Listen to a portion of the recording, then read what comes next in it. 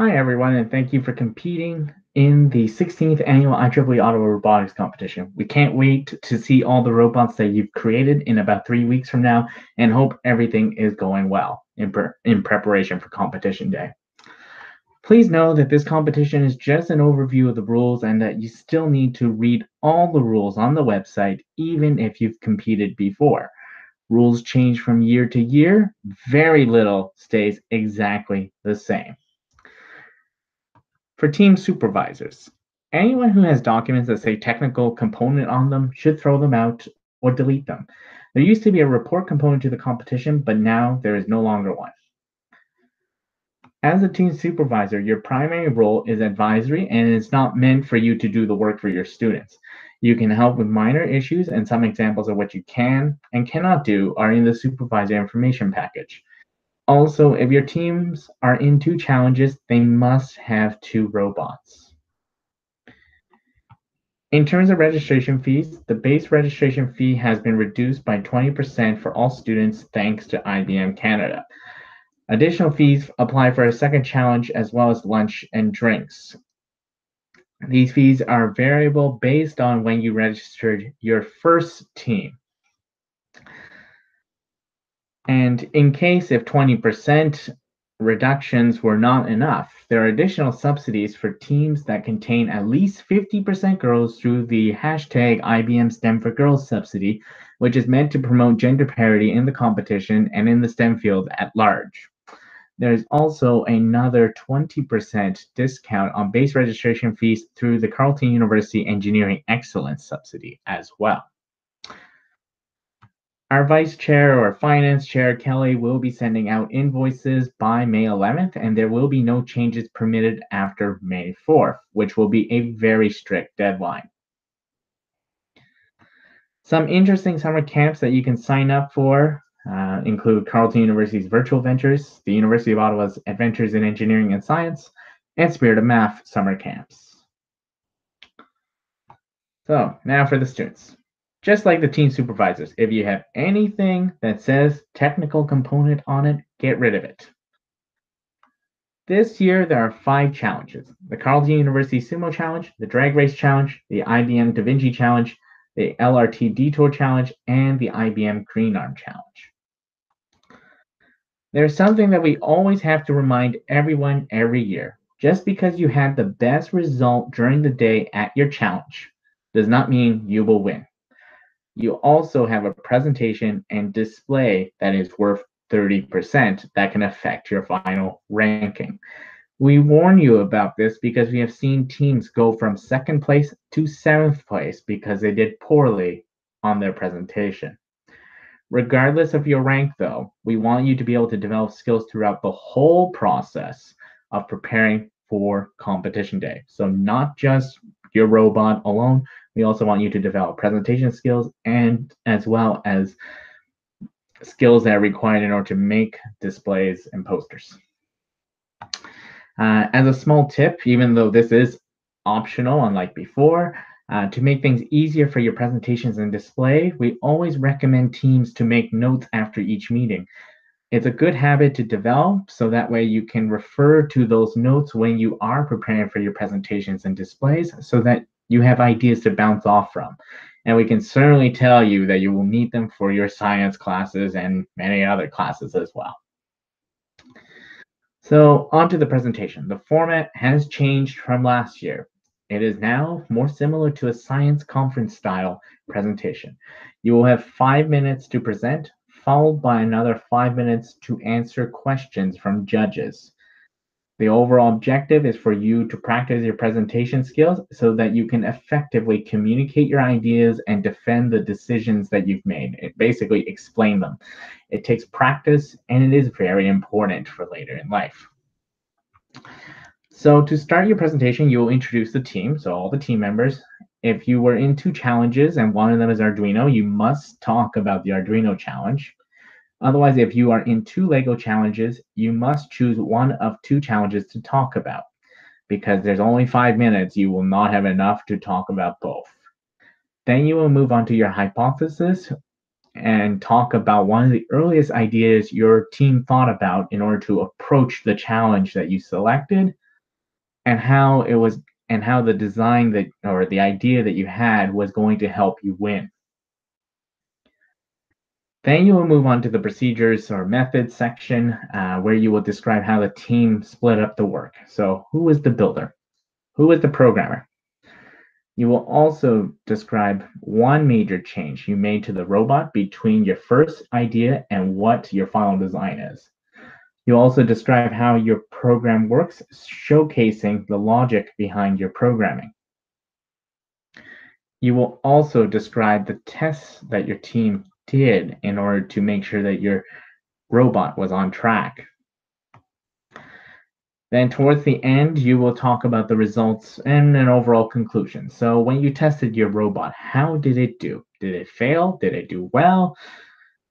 And you will also describe your robot's final design. Hopefully, you will also have your robot with you so that way you're able to show the judges exactly what you mean.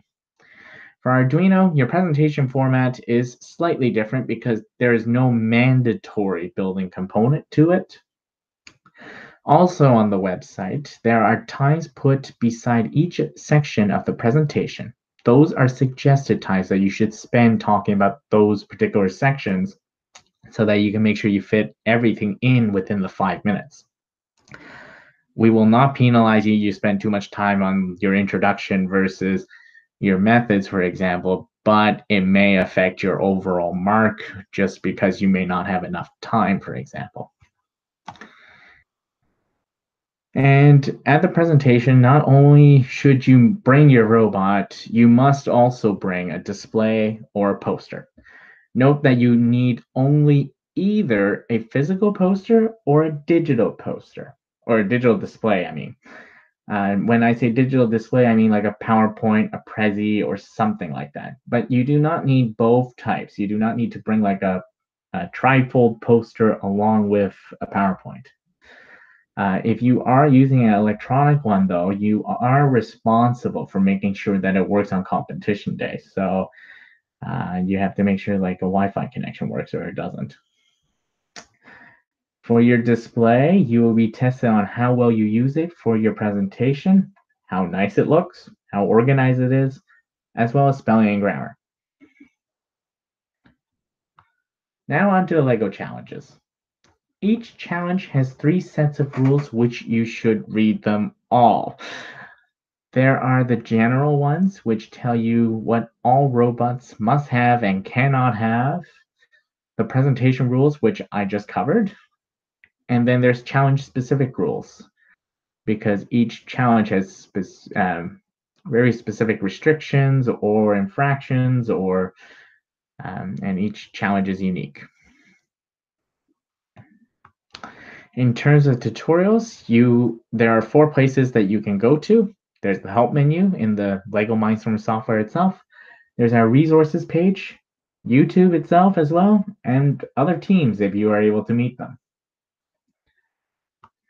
In terms of general rules, there are some new ones. So parts generally can only come from LEGO Mindstorm's kits, except for decorative purposes, or if you are using, for example, a non-LEGO elastic to hold your writing utensil in the Da Vinci challenge.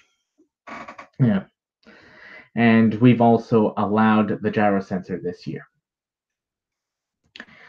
With these new rules, here are 2 examples of parts we saw last year that will not be allowed this year. The one on the left is a plastic ramp cover. The one on the right is a wheel that did not come from an RCX, NXT, or EV3 kit. Now on to the general rules. We allow up to 3 motors of any size, so medium or large, 2 touch sensors, 1 gyro sensor, 1 ultrasonic or infrared sensor, 2 color, 2 light, or one of those 2 sensors. You are not allowed to launch projectiles or to use remote control, so no Wi-Fi, no Bluetooth. The robot must fit within our 1 foot by 1 foot box and must also be 1 kilogram or less in mass or weight. So now on to the most popular challenge, which is the Carleton University Sumo Challenge. For this year, your robot must not sense beyond the table where the sumo arena is placed. So if a judge is outside the table and your robot detects them and you lose, for example, it will count as a loss. If something like a judge or possibly another object gets into the inside of the table, and your robot detects it, causing the robot to lose, there will be a redo. Furthermore, if you commit an infraction, like not waiting 3 seconds after the start of the bout, or not going straight to the white border after the initial 3 second delay, you will lose the whole match. Previously, it was a -1 penalty, with disqualification later on within the day. So to clarify, every time you come up, you go through a match. And each of these matches has 3 bouts in it. So if you do not wait 3 seconds on your first bout, you not only lose that one, you lose all 3 bouts, while your opponent wins all 3 bouts by default. So long story short, don't commit any infractions. The overall goal of the challenge is to get your opponent out of the sumo ring while avoiding to fall out of it yourself. The moment you touch the table, your robot is out. However, if you are hanging on the edge, you are not out just yet. Like I said on the last slide, you must go to the white border after waiting 3 seconds after the start of a bout. Now, the most important rule of all is the no striking or hitting movements rule. This rule stems from all the way back in 2009 when Heidi, one of the co-chairs for the competition, created the robot with the rest of her team. Having been a mentor for the school in general, I saw this robot in action, and all that arm did was go up and down against every single opponent. Unfortunately, for one of those opponents, they got destroyed completely. The screen on their brick cracked and they got pushed out immediately. The school lost $400 worth of equipment as a result as well. So ever since, striking movements have not been allowed, and while this is a rather destructive robot, we will not be allowing striking movements altogether. Now on to Drag Race, the new rules. So the wall is not new, but now it will be held between 20 to 35 centimeters from the start, then moved beyond 35 centimeters to start the race. Your robot must use the wall's movement to start the robot, otherwise you will lose a point if you rely on clapping or waving. Moreover, because some teams took 10 minutes to position their robots last year at the start of the race, now you will only have 1 minute after both teams arrive at the track to prepare and position your robots.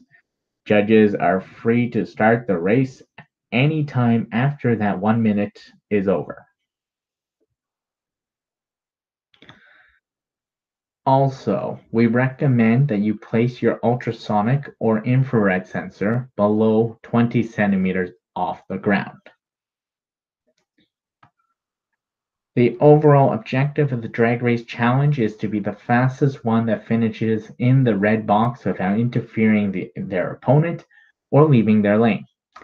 And when we say stop in the red box, we mean that at least part of each wheel on your robot is in the red box. And as for leaving the lane,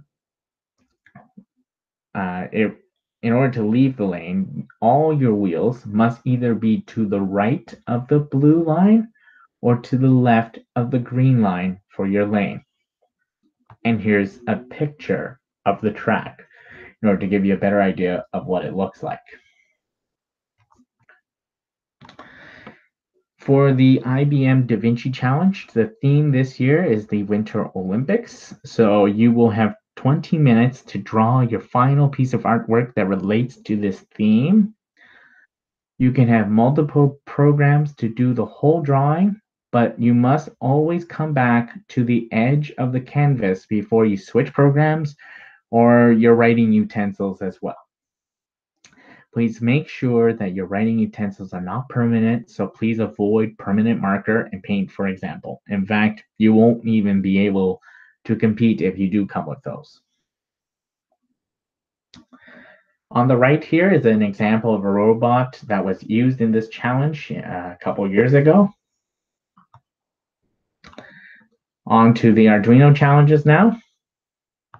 So unlike the Lego rules, there's only 2 sets of rules for Arduino challenges. So there's the presentation rules, which are specific to Arduino challenges, and specific challenge rules for each of the 2 challenges that we have.